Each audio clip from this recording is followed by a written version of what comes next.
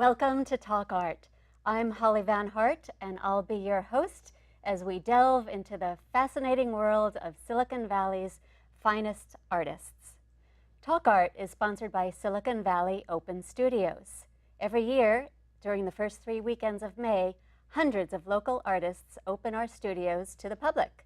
For more information, see svos.org.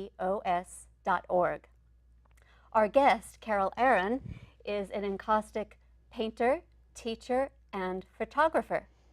She enjoys the multi-sensory experience of encaustics and draws inspiration from chaos, rust, and the riots of color in the world around her. Carol loves inspiring people through her art and is here to do a demonstration for us today. Welcome, Carol. Thank you. It's nice to be here. Please tell us a little bit about yourself. Well, I'm a self-taught artist as much as anybody can be. We're all standing on the shoulders of giants when it comes down to it. But I was delving into acrylics and welding and copper and photography. And then I went to an art expo, and there was an artist there by the name of Elise Wagner, and she was showing encaustics. And I realized that was everything that I love to do, all rolled into one art form, and I've been doing that for 8 years now. A lot of trial and error, a little bit of internet, and that's all I do. Great. And for those of us who might not know, please tell us what encaustics are. So encaustic means to burn in, from an old Greek word encaustikos. Encaustic these days is hot wax painting. So the wax is heated up, resin can be added in, also pigment, some people use oils, and it's all fused together with heat, thus the burning in part. Fascinating. Yes. And you're going to show us how to do an encaustic painting today. I am. Great. Absolutely. So what are the first steps? Well, the first steps are good ventilation. Because I've got heat on pigment, it's really important to have fans going, to have windows open, to have a door. Even though the paints are kept at 200 degrees or less, you still don't want to take a chance with the pigments in there. The second thing that's really important is the substrate. This is a wood. This is a cradled wood board. It has tape on it because wax gets on the table. So I tape it off to keep it clean. Wax works really well with wood because wood is porous and it's rigid. This is not going to bend, the wax isn't going to fall off, and because it has pores, when I put the wax on here, I can heat it up and it's going to bond with the wood. So let's start with that. Great. This is the encaustic mixture. This is the medium. It's made from beeswax that has the pollen filtered out, and damar resin, which is effectively tree sap. I make it myself, but you can also buy it pre-made depending on what you like to do. You get the sap out of the trees? I don't go that far. I buy the damar resin. Okay. And I make up 10 gallons at a time maybe, and I put it in cupcake tins. So I have it in small cakes, so I only use what I need. Great. So to begin a painting, I like to heat up the board, and I do that with my torch. You can also use a heat gun if you like. The torch has a smaller nozzle, and I'm able to pinpoint it better, so it is my favorite. So I'm going to turn this on, and I'm just going to do a little bit of heating of the board. When I heat the board, it closes up a lot of the air holes. So when I put the wax on, I won't have a lot of bubbles coming up. I can take the wax, and I'm going to put it on the board and get a good thick layer of it going. And one more pull. When it dries very quickly, I see. Yeah, it's kind of like candle wax. So as soon as you put the wax on there, it congeals. I'm going to go in the other way too.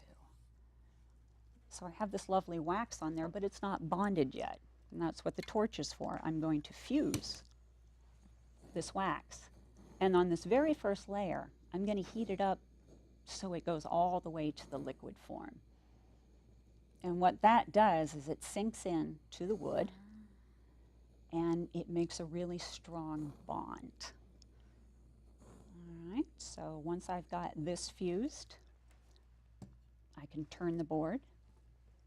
and do another layer in the opposite direction. But this one I won't fuse all the way to liquid. After that very first bond, I only have to get it a little glossy. I only have to get it to bond to the layer below it. Okay. So it's going to be a quicker fuse. I can go fast. I just need to get it slightly glossy so it's going to stick together. I can melt it down a little more if I want to get rid of the holes, or I can leave the texture, and I'm working in a lot of texture lately, so I like to leave a lot of that on there. Great. Excellent.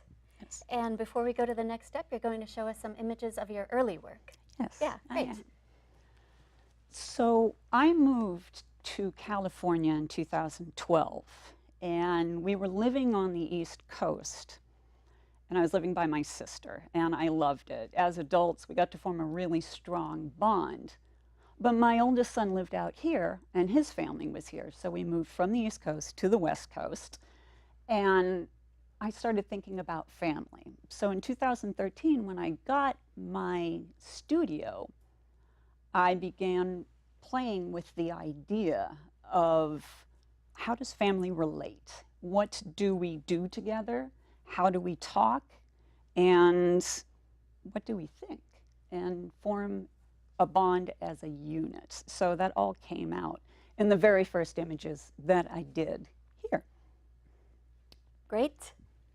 Excellent. And now we see, I think it's the texture layers. Yes. Let me set this one aside. So on this texture layer, this is how I start most of my pieces. I use these tools right here. I'll start with a pizza cutter. So I've got my wax on here, and I'm going to start making marks on it. And it's random, really. What I want to do is I want to get a lot of visual texture going. So I can mark that up. I can press chain into it. Oh. Yeah. And sometimes I use the chain. If the wax is warm, I just snap it on there. But we won't be doing too much of that. I also use some mark-making sculpture tools. Ah, I thought they were dental tools. No. Although that is an idea. So I can scrape through the wax. And I like to use these scrubbies, too, because they make nice indentions. So I've got a lot of holes in my wax right now. And the next step is to put on gloves, because I'm going to be using pigment on this.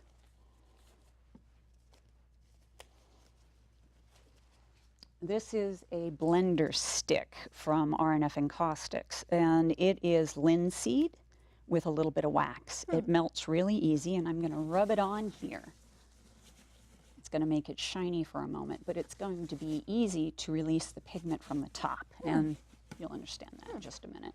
Then I'm going to take an oil stick, and this is mostly pigment, a little bit of oil, and some wax on it. And I'm going to rub it in. Oh, you rub it with your hands. You don't just rub it as a stick. No, I rub it with my hands because I'm really trying to get it in the crevices here. So you can see it's starting to dig into the little holes. I'll put a little more on there. And now that I've got it rubbed in, I'm going to start pulling it off.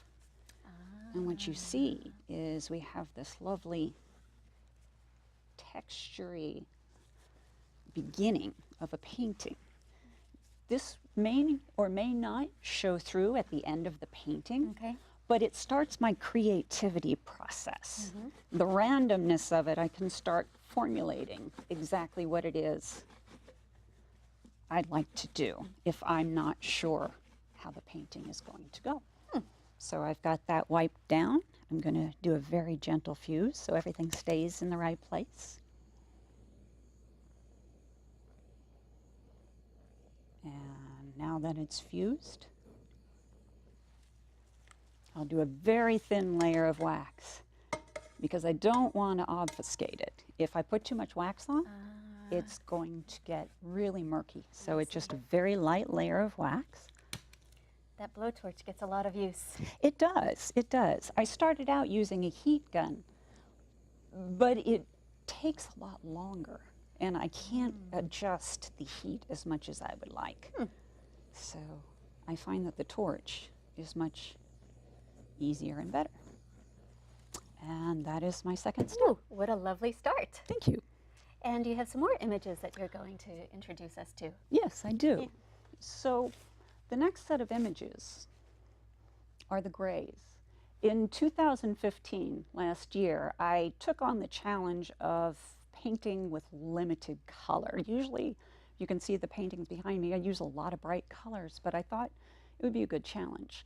So in taking the color out, I didn't want to do black and white. That was a little bit too much of a challenge. I didn't feel like taking on, but gray was interesting to me because gray is the color of cities and of industry. And I remember being a little kid and my dad taking me into Los Angeles and just being amazed at the buildings. They were so tall and I felt so small, and the construction and everything that was so different from the suburbs where we lived. And I became fascinated with that. So fast forward to me being an adult, I like to travel. I take my camera with me and I shoot cities and construction all the time, and they make their way into my work. And in this gray series, it seemed like the perfect avenue for me to use all of those pictures. So I can build up a really textury background, and then almost the last step is for me to put a transfer on top from an image that I've took and built. Wow, that's fascinating. Thank you. Yeah. And now you're going to apply color to Yes. the So this board I have taped off sort of in the shape of California. Yeah, so I'll be doing a map today. I've got my texture background and I have the wax here. So this wax has pigment in it. I use pigmented wax sometimes, and I can cut off pieces of it and drop it into the clean wax from here, and I use a stick to stir it up. And what happens is I get beautiful thick colors. That is beautiful. Yeah, that I can paint with. I'm going to let that sit for a minute.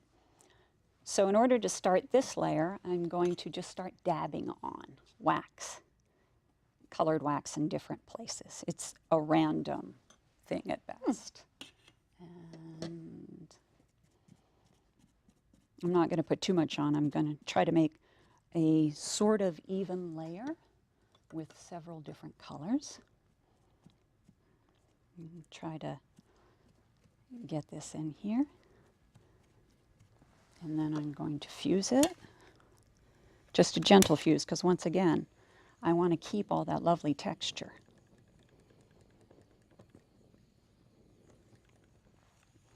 And I'll start layering more wax and more color on top of it. How many layers of colors would you normally do? For something like this, I would probably do 8 to 10 colors on the bottom part. I haven't brought quite that many today, but I'm going to layer them up and more fusing. So you can see I'm starting to build up some really interesting texture here. The cooler the wax is, the more texture you're going to get. The more shape it'll hold, I And the more, suppose. yeah, exactly. So if I can let the brush cool a little bit, I can start dabbing. Here's that lovely teal color that I Yeah. just made. All right, and I'm going to fuse this.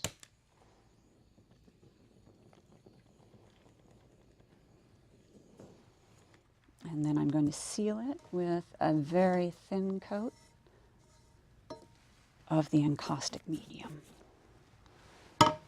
And fuse it again. Every time I put on a layer of wax, I need to fuse. And so on with the building. Continue. Oh, what a beautiful start. Yes. Yeah. All right, and you have another set of images to show us. I do, Please as tell a us matter of about fact. those. So this final set of images is what I'm working on now, and it's sacred geometry. about 4 or 5 years ago, my husband and I went to Spain and we visited the Alhambra. And it was just beautiful. The tiles and the Moorish designs were absolutely gorgeous. There was no pictures because it's an Islamic, it was Moorish palace. But the amazing intricacy of all the tiles and how they worked everything together really stuck with me. So fast forward to a couple months ago when I found a stencil, and albeit it's a Moroccan tile pattern, but I can use that. So I stenciled out the pattern in white wax and began filling in the color. And to my surprise, it turned out kind of pastel, which is not usually where I work with my colors. I tend to like really favor the bright ones. So the next one that I did, in the same vein, I decided to go with the jewel tones and do the brightness on that. And I imagine the next one that I do will be another study in color. Gorgeous. And we have a study in color here too, almost. Indeed we do. Yeah. Yes. Okay. Great. So can move on to the next panel. And this is the last set of steps you take in finishing a painting, is that right? Yeah, this is. And this is kind of lengthy. So you can see where I have dabbed a whole lot of paint on here. Mm-hmm. And I've also started incising it a little bit. And the tool I use to incise is going to be one of these sculpture tools here. The wax, although it isn't warm, is pretty easily drawn into. And I'm sectioning off the map in such a way that it looks like there was a plan, but I really don't have a plan for this. So once Your I get plan. Yeah, it's my plan. I'm just trying to make it look sort of mappish. That is my goal. So I've got all of this color on there, but I want to add more texture. So I'm going to take a sculpture tool and I'm going to start kind of pulling up the wax because I've got a lot of layers of it, and start revealing what's underneath. On that one, I can go this way. And what I'm looking for is something different from the square before. So if I have enough color going on, it's going to be nicely varied. But I can see on this one, not quite happy with the amount, so I'm going to add some color on top of that. I can go ahead and take this lovely teal and just kind of press it in and fuse it.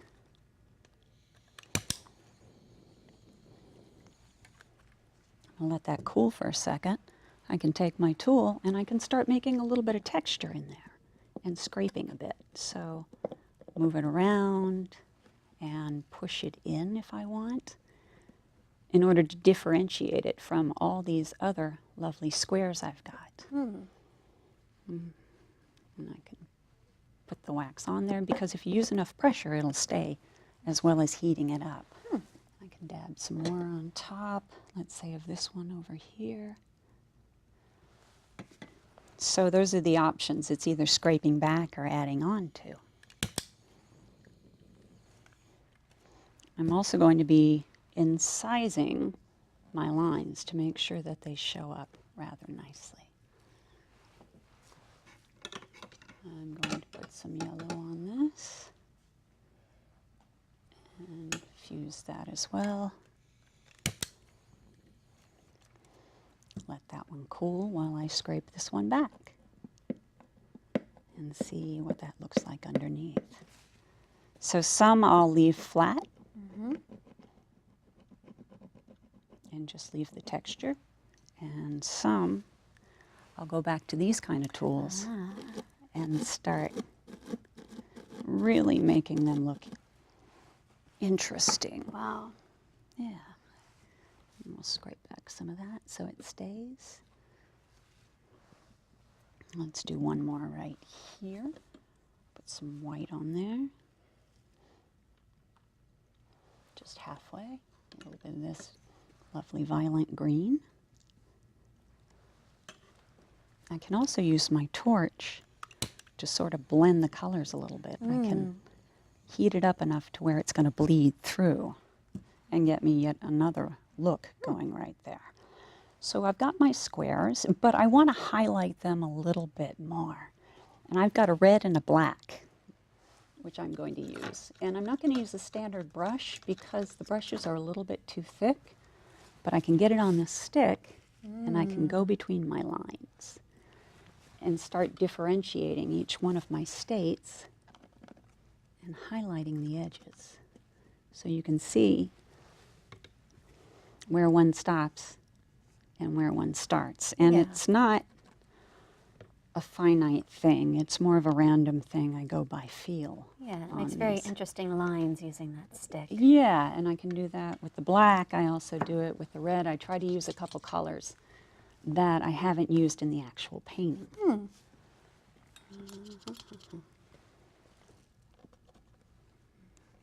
it across.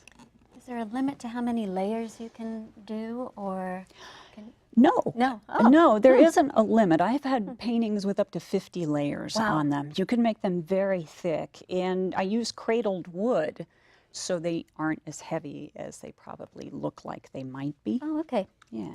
So I'm going to fuse that. So you can see how I'm starting to build and build around here. So once I get that all built out, I can take off the tape and start revealing my state. Now it's really going to look like California. It's going to look a lot more like California than it Than with the tape, Yeah, right? than with the tape Yeah. on, actually, yes. So let's pull this up. And we've got the edge right there. So when I put the tape on this side, I tore it so it looked more I state-like. see. Yeah. And you can see the state slowly becoming. It looks like a coast because you tore it, right? Yes, Yeah, exactly. I want it to look sort of authentic, but not like anything you've seen. And I can take off the rest of the tape.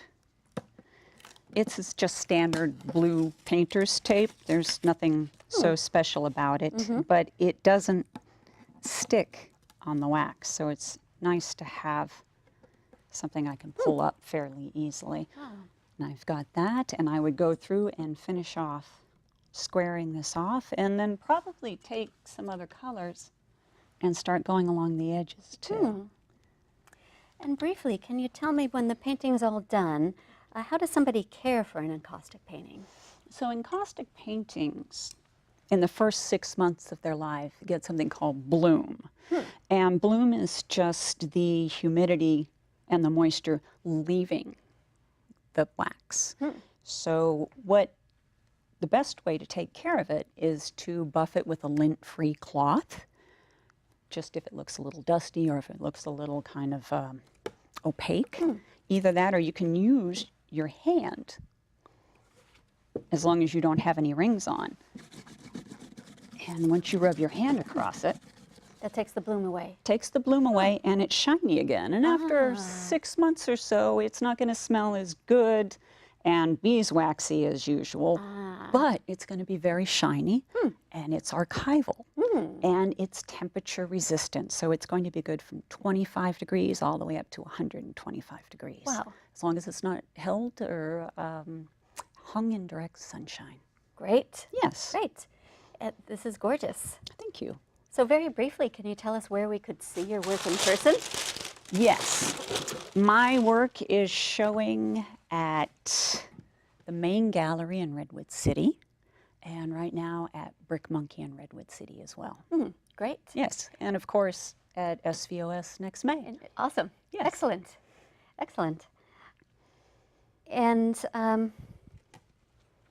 yes, and tell us also briefly about the benefits of participating in Silicon Valley Open Studios. So the lovely thing about being in Silicon Valley Open Studios for me was meeting other artists. We didn't have a whole lot of people coming into our studio because it's in the middle of San Mateo and not in a place that's particularly arty. And you're in a group studio, it sounds like. I am in a group studio, but not a lot of people were showing the other year. So I put my name in, and they hooked me up with some artists in another city. So on the days that they weren't showing in San Mateo, I would take it down, and I was showing it at an artist, and she had a studio in her house, but she cleared out her kitchen, and she had 4 more artists. Perfect. Yes, and it was lovely. So Yeah. I enjoyed that last year. No, that was the year before. And last year I showed at a local art store, which was a lot of fun too, because I did demos all day. Oh, that is fun. Yeah, it was. That's great. Excellent. All right. And just going back to your painting demo, how long is it taking you to complete a painting?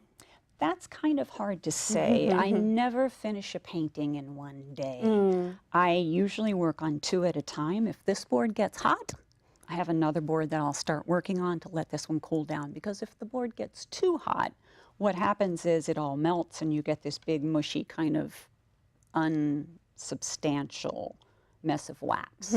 So I switch back and forth between the 2. On something small like this, I can probably do it in about 2 days. But I find that I get close to done, and then I have to set a painting aside. I have to let it rest for a little bit, and I have to not look at it for a couple days. And the reason is? Well, I think I'm too close to it. I love every painting I'm working on at that time. But if I have to finish it, I need to walk away from it, come back in a couple days and see it with fresh eyes. Yeah. And once I see it with fresh eyes, I'm usually able to do whatever I need to do to complete the entire work. Some finishing touches, maybe. Yeah, actually highlighting on that, or doing a little bit of hand coloring. Okay. Yes. Great. Great. Well, it's been just delightful having you on the show today. Thank you so much, Carol. I've really enjoyed it. Thank you. Yeah, you're welcome.